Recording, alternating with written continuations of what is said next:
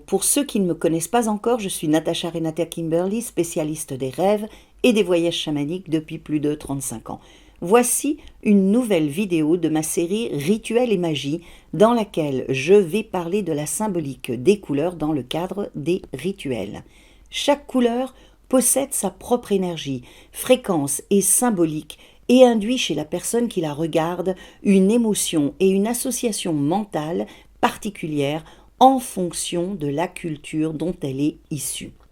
Pénétrer dans l'univers des couleurs nous met en lien autant avec la psychologie que la culture et la biologie.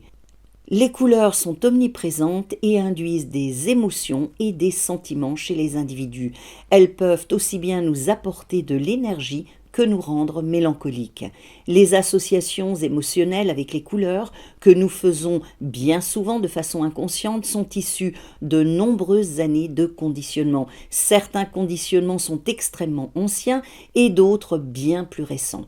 Une recherche de l'Institute for Color Research menée en collaboration avec l'université de Winnipeg dans le Manitoba au Canada a démontré que les consommateurs n'ont besoin que d'un maximum de 90 secondes pour se faire une opinion sur un produit quant à sa valeur, à sa fiabilité, à son efficacité, et que la couleur compte pour 62 à 90% dans ce résultat. Vous imaginez, c'est énorme. Et dans le domaine des rituels, les couleurs sont utilisées pour renforcer une émotion. En effet, ce qui compte, c'est l'intensité de l'émotion. Plus la personne est focalisée, plus l'émotion est intense, plus le rituel aura des chances d'être efficace et d'atteindre l'objectif souhaité. En ce qui concerne les couleurs dans les rituels, nous avons le blanc et le noir, qui pour les puristes ne sont pas à proprement parler des couleurs, car l'une, le blanc, est la réunion des lumières qu'émettent toutes les couleurs, et l'autre, le noir, l'absence de luminance, pour faire simple, l'absence de couleur. D'un point de vue symbolique, le blanc correspond aux notions de lumière, de pureté, de simplicité, d'innocence, de chasteté, de foi, d'idéal, de vérité, de nouveauté et de propreté. Toutefois, comme toutes les autres couleurs, il comporte également des notions qui sont vues comme étant plutôt négatives, comme celles de l'abandon, de la stérilité et de la mort. Le blanc sera employé pour les rituels favorisant la dévotion et la spiritualité. Le noir, quant à lui, symbolise le mystère, le secret, la puissance, l'élégance, la sophistication, un aspect sérieux et grave, mais aussi l'austérité, la tristesse, le pessimisme, le deuil, la nuit et l'isolement.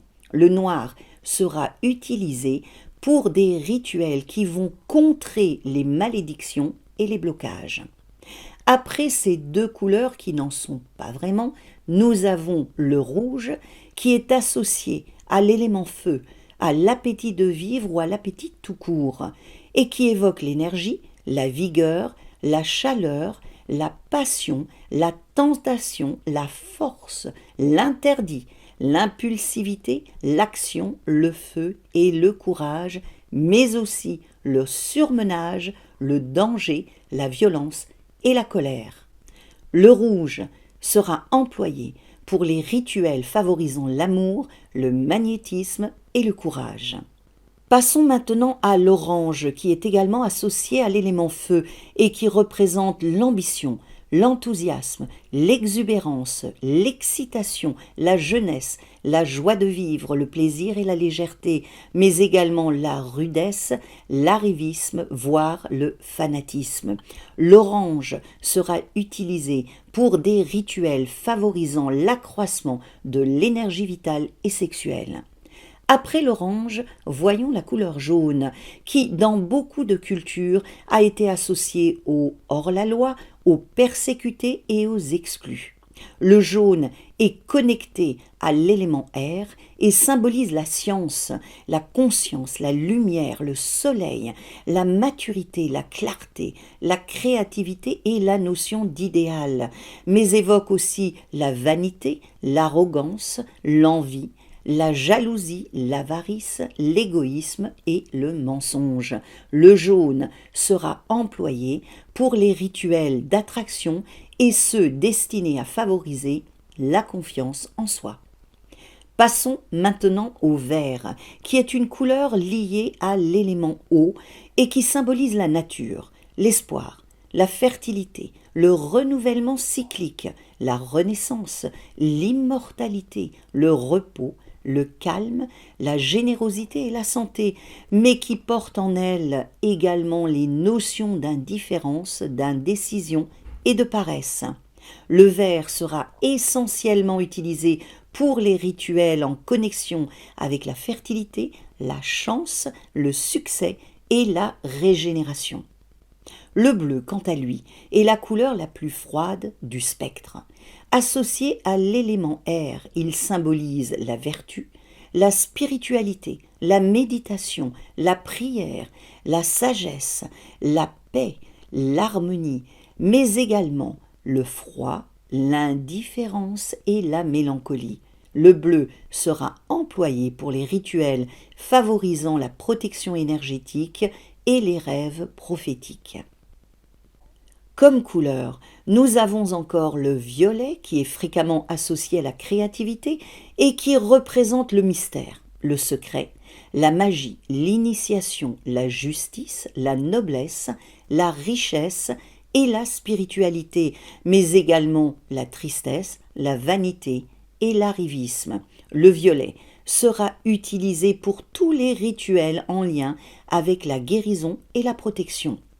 Proche du violet, mais en bien plus léger, nous avons la couleur rose qui représente la délicatesse, la féminité, l'innocence, le romantisme, la douceur et les sentiments amoureux, mais qui évoque également la futilité, le côté infantile et la superficialité.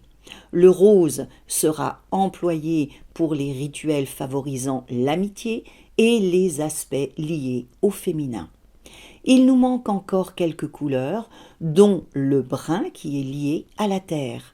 Cette couleur symbolise la terre, la simplicité, la durabilité, la stabilité, la maturité et l'ancrage, mais aussi le côté matérialiste, terre à terre, le manque d'imagination, l'avidité et l'avarice. Le brun sera utilisé pour les rituels favorisant l'ancrage ainsi que la protection des animaux et de l'environnement.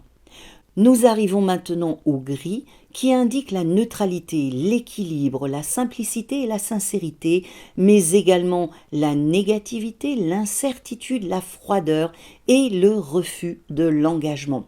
Le gris sera employé pour les rituels qui ont pour objectif de neutraliser les influences et les énergies négatives. La couleur argent représente quant à elle la dimension intérieure de l'être humain. Elle est en lien avec la lune et sera utilisée pour les rituels en connexion avec les divinités féminines. Et la dernière couleur dont j'aimerais vous parler est la couleur or, qui symbolise l'expression de la conscience et du divin dans la matière. L'or est en lien avec le soleil et sera employé pour les rituels consacrés aux divinités masculines. Voilà pour aujourd'hui en ce qui concerne la signification des couleurs et leur utilisation dans les rituels. Je vous mets sous la vidéo un lien via lequel vous pouvez télécharger un petit aide-mémoire sur l'utilisation des couleurs dans vos pratiques magiques. Si vous avez apprécié cette vidéo, n'hésitez pas à aimer ce contenu et à vous abonner à la chaîne et cliquez sur la cloche pour être prévenu de la sortie des prochaines vidéos. Et si vous en avez envie, laissez un commentaire. Rêvons et voyageons ensemble.